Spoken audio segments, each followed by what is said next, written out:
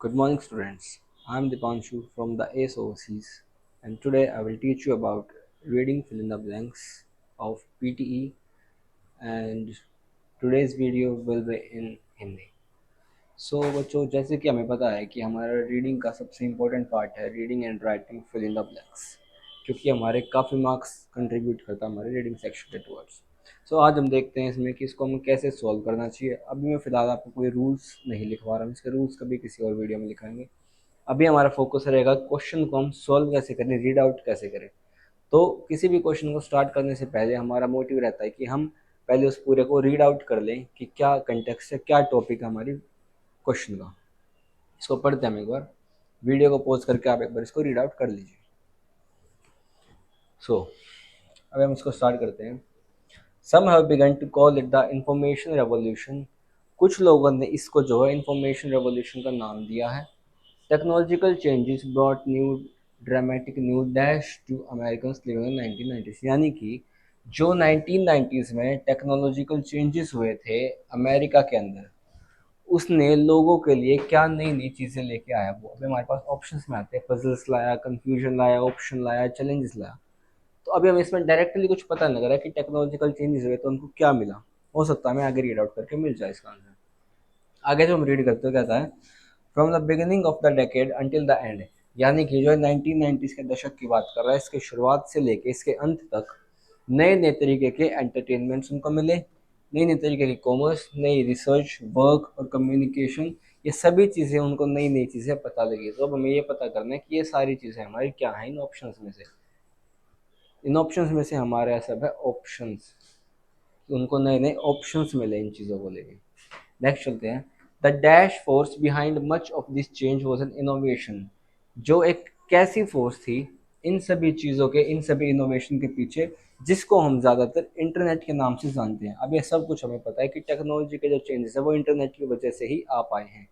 तो अब वो कौन सी फोर्स होती है, जिस वर्ड को हम यहाँ पे यूज़ करते हैं किस चीज़ के लिए, अगर किसी चीज़ को हैपन करवाने के लिए कोई और चीज़ उसकी हेल्प कर रही है तो वो उसकी ड्राइविंग फोर्स हो जाती है। जैसे इंटरनेट हेल्प कर रहा है टेक्नोलॉजिकल चेंजेस को, तो इंटरनेट जो है टेक्नोलॉजिकल चेंजेस का एक ऐसी फोर्स हो गई है। तो फोर्स के लिए हमारे पास ऑप्शन बचते हैं uninspiring force, insinuating force, unremitting force या फिर ड्राइविंग फोर्स।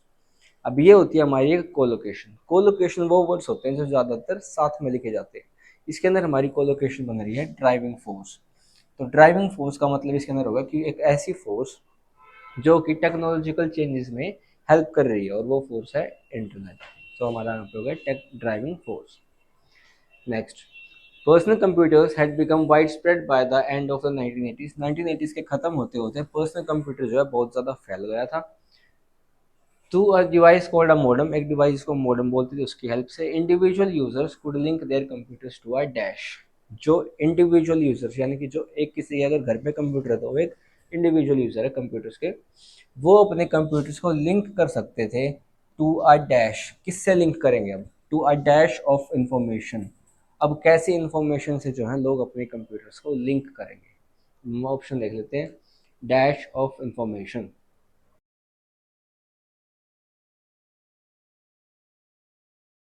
तो यहाँ पे हमारा इसका आंसर बनेगा wealth of information. Wealth of information, इस वाले को हम, इस फ्रेज को हम यूज़ करते हैं वेल्थ ऑफ इंफॉर्मेशन को ये दिखाने के लिए कि हमारे पास बहुत सारी, बहुत बड़ी मात्रा में इंफॉर्मेशन है।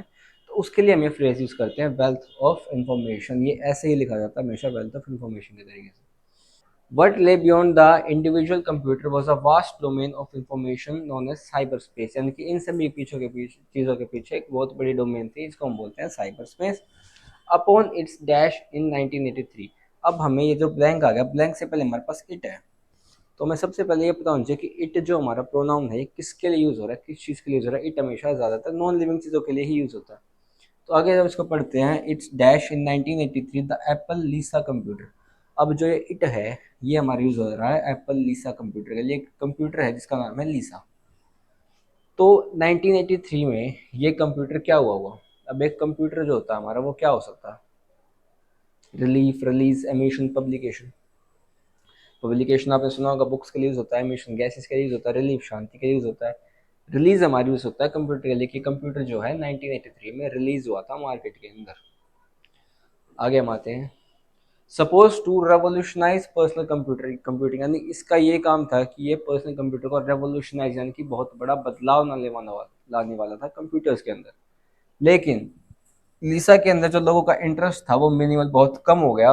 क्यों? क्योंकि इसका जो प्राइस था वो $10,000 था, और $10,000 आज के समय पे बहुत बड़ी अमाउंट है, और ये तो फिर भी 1983 की बात कर रहा है। तो उस समय पे $10,000 जो इसका प्राइस टैग था वो बहुत ज़्यादा महंगा था, इस वजह से ये कम फेमस हुआ। And the introduction of much more dash, और जो इसका इंटरेस्ट था जो कम हुआ था उसका एक रीज़न तो इसने ये बता दिया। अब सेकेंड रीज़न क्या होगा? इंट्रोडक्शन ऑफ, किस चीज़ का इंट्रोडक्शन हुआ? मोर डैश मैसिंटोश ईयर लेटर। अभी मैसिंटोश भी इसने इन्वर्टेड कॉमर्स में दिया, तो ये भी एक किसी का कंप्यूटर का नाम है, जैसे यहाँ पे लिखा इन्वर्टेड कॉमर्स में आया था। सेम यहाँ पे दोबारा एक ऐसा कंप्यूटर हो गया 1 साल बाद। कैसा कंप्यूटर हो सकता है? अब यहाँ पे हमारी बात हो रही थी प्राइस की, क्योंकि ये महंगा था इस वजह से इसमें लोगों ने इसको नहीं खरीदा। सेम चीज़ एक जो है सस्ता कंप्यूटर आ गया जिसको लोगों ने खरीदना शुरू कर दिया। इन दो रीजंस की वजह से लीसा कंप्यूटर ज़्यादा नहीं बिका। तो ये कंप्यूटर हो गया हमारा अफोर्डेबल मैकिन्टोश, जिसका इंट्रोडक्शन हुआ था। तो ये हो गया हमारे सारे रीडिंग फिल द ब्लैंक्स। एक और क्वेश्चन देख लेते हैं इसका। सो हम इसको क्वेश्चन को रीड आउट करते हैं। अब ये क्या कह रहा है? ये बात शुरुआत कर रहा है डिसेप्शन की। अब डिसेप्शन हमें अगर नहीं पता तो इस इमेज की इन्फॉर्मेशन बता रहा है डिसेप्शन क्या होता है। तो deception refers to the act of dash people to believe information that is not true. Deception एक ऐसा प्रोसेस होता है जिसके अंदर एक ऐसा एक्ट होता है जिसके अंदर हम लोगों को क्या बोलते हैं, of dash people to believe information that is not true. लोगों को हम ये इंफॉर्मेशन बिलीव करवाना चाहते हैं जो कि सच नहीं है, वो हम उन लोगों को बिलीव करवाना चाहते हैं। तो क्या आएगा?